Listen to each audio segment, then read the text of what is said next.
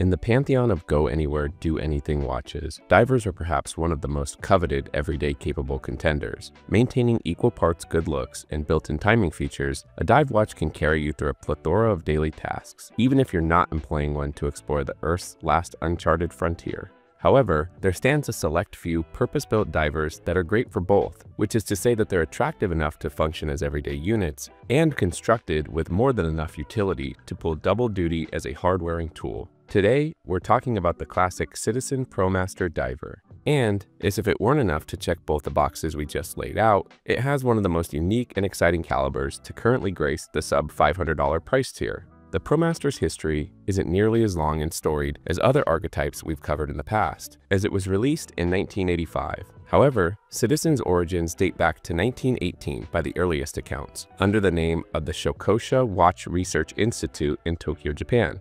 It was in 1930 that the institute changed its moniker to a name proposed by then Tokyo Mayor Shinpei Goto, Citizen, a name that distilled the central purpose of his civic position to reach the hearts and minds of Tokyo's residents. He wished the same for Citizen's watches. Suffice to say, the vertically integrated venture under the Citizen banner has been nothing short of a success. Today, the classic Promaster embodies much of the same DNA as the very first Promaster reference, the Aqualand, but it comes packed with an eco-drive caliber that utilizes any available light source for power. So let's jump right in. Extreme sports and an interest in outdoor activity had been consistently growing off the back of counterculture in the late 1960s and reached its peak in the early 80s. Citizen took notice, and with the assistance of its engineers, designers, and industry experts in diving, mountaineering, aviation, etc., developed a line they named the Promaster, the synthesis of professional and master. The Promaster we have today is more of an evolution and less of an homage, seeing as a distance in time between the original Promaster Aqualand and the Promaster Dive is just under 40 years. The Aqualand was one of the first 3 Promasters to test the market, basically one designed for the land, the Altachron, one for the seas, the Aqualand, and one for the skies, which they very accurately named the Sky. Although the modern Promaster Dive descended from the Aqualand, its shape and form are slightly different. Citizen eventually did away with the left-aligned depth gauge as well as the buttons that controlled a small digital display. So you can see that although the Aqualand is still around in a different form, this original Aqualand was a direct descendant of the modern Promaster Dive everyone knows and loves now. In case we've caused any confusion, the exact reference number is BN0150-28E. On the wrist, the Promaster Dive is built like a tank. It's pretty well known in the watch space that Citizen goes head-to-head with fellow Japan-based Seiko for the best low-cost dive watch, and it's clear why. What Citizen doesn't have, however, is the eco-drive technology powering the movement, which we'll speak to in just a moment.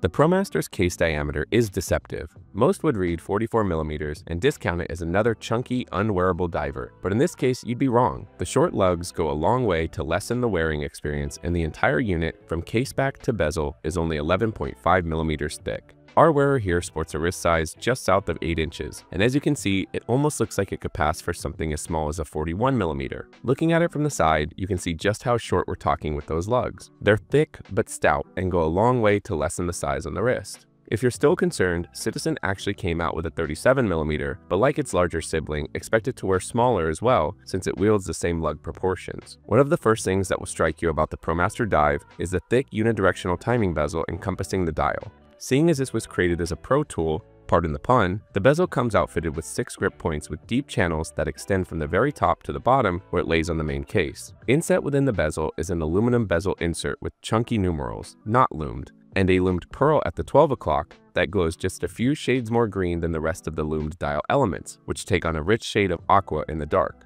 which I'll say often goes bright hours into the night on my bedstand. The fully brushed marine-grade stainless steel can take a beating, and it comes equipped, naturally, with 200 meters of water resistance, courtesy of an offset screw-down crown at the 4 o'clock.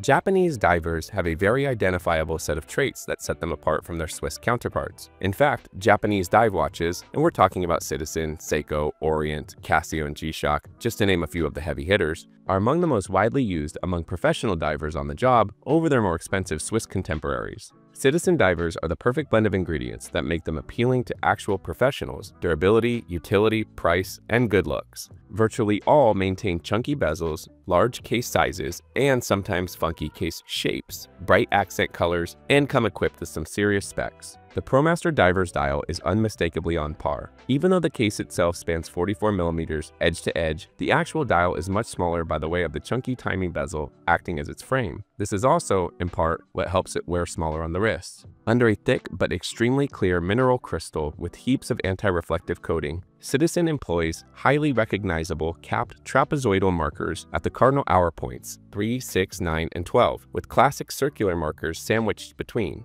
Each dial element, including the stout handset, is framed and inset with extremely bright lume. With a normal day of exposure to on and off direct sunlight, the Promaster's lume glows a brilliant aqua blue for hours, not mere minutes. On my nightstand, I'll wake up for a crisp sip of ice water in the early morning hours, and the Promaster will still be there, glowing enough to be readable in the dark.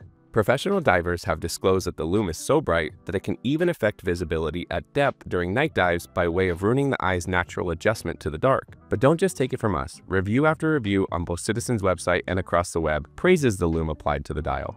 Naturally, the position of the date window follows the position of the screw-down crown at the fore.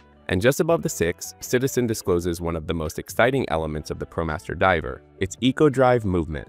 The EcoDrive technology powering many of Citizen's references was introduced by vertically integrated Citizen circa 1995 to craft a watch that could be powered by any available light source, not just solar power. But the road to the EcoDrive-powered Promaster started in 1972, when self-taught engineer Roger Reel built the Synchronar 2100. It was a venture 13 years in the making and utilized a light-sensitive photovoltaic cell to convert solar energy into electrical energy to power the watch's digital display.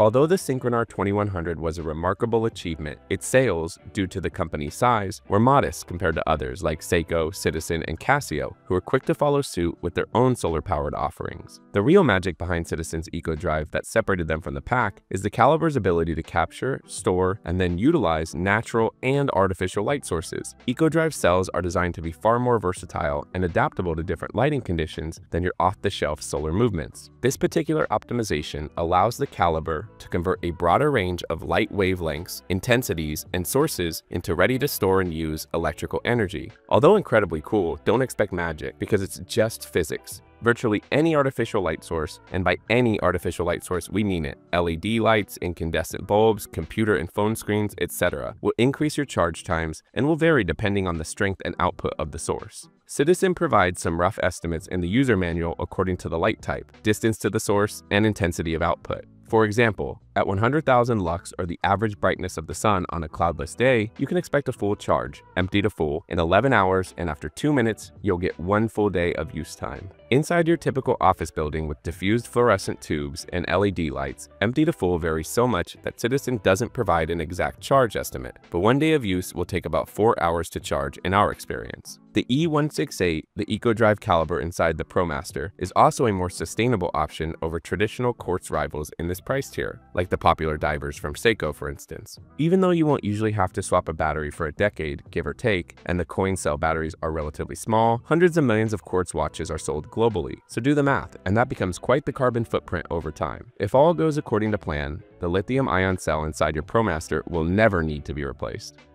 Shortly before the Promaster line, the 70s and 80s saw the integration of rubber straps taking place over metal bracelets on divers. Large Swiss brands like Rolex and Blancpain were early adopters, and the strap company Tropic famously put those rubber waffle straps on the board. Although there are metal bracelets rolled out for a few select Promasters, the majority utilize a black wave-patterned rubber dive strap like this Promaster Diver seen here. In this case, it's a 20mm unit that sports a slight taper toward the buckle hardware to approximately 17 to 18mm. It's highly flexible but very thick, so it may require just a touch of break-in until it settles comfortably on your wrist. Overall, pretty straightforward, so not too much to report on here.